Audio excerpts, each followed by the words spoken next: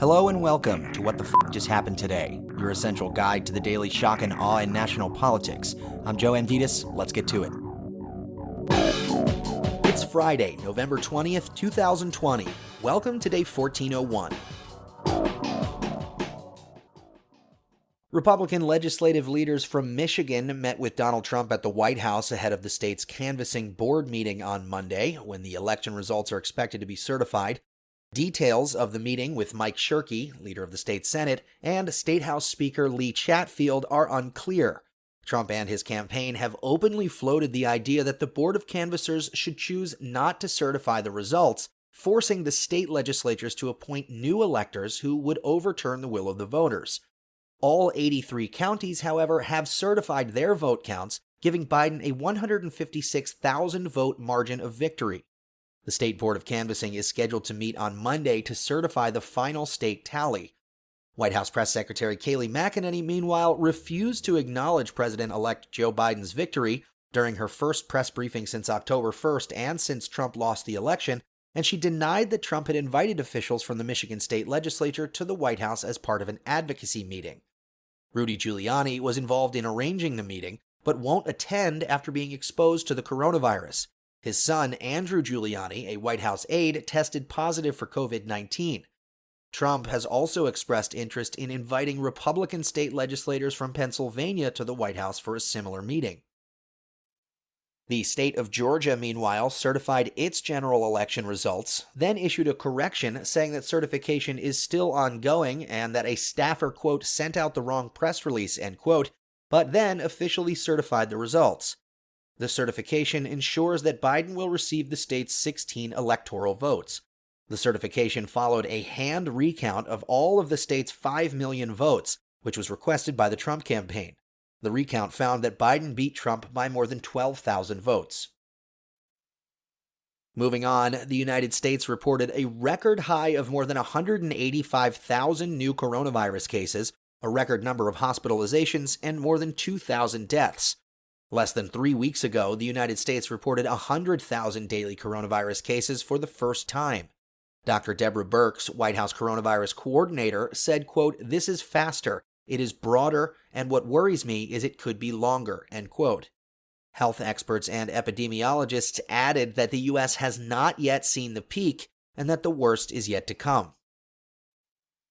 Meanwhile, Pfizer asked the FDA for emergency use authorization for its COVID-19 vaccine after results showed that it was safe and 95% effective.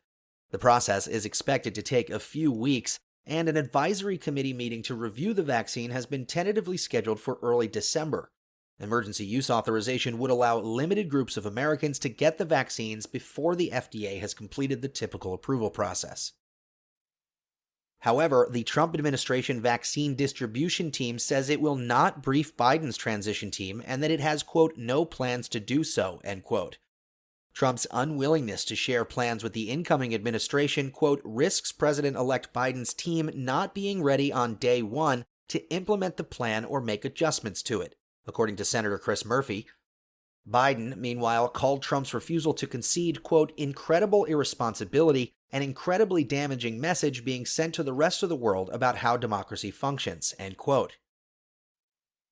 Meanwhile, Biden named 4 more officials to his White House posts, and Judge Merrick Garland is under consideration to serve as his Attorney General. Louisa Terrell was named Director of the White House Office of Legislative Affairs, Kathy Russell was named Director of the White House Office of Presidential Personnel, Carlos Elizondo was named White House Social Secretary, and Mala Adig was named Policy Director for Jill Biden. Garland joins former U.S. Deputy Attorney General Sally Yates, former Civil Rights Chief Deval Patrick, and former U.S. Attorney Doug Jones, among others, on Biden's shortlist for Attorney General. Moving on, the Census Bureau will not be able to produce the state population totals that are required to reallocate seats in the House of Representatives until after Trump leaves office in January. In July, Trump said that he wanted to remove unauthorized immigrants from the count, which would leave an older and whiter population as the basis for divvying up House seats, shifting the number of House seats held by Republicans over the next decade. Census Bureau Director Steve Dillingham cited anomalies discovered in the processing that could delay the report past the January 20th, 2021 timeline.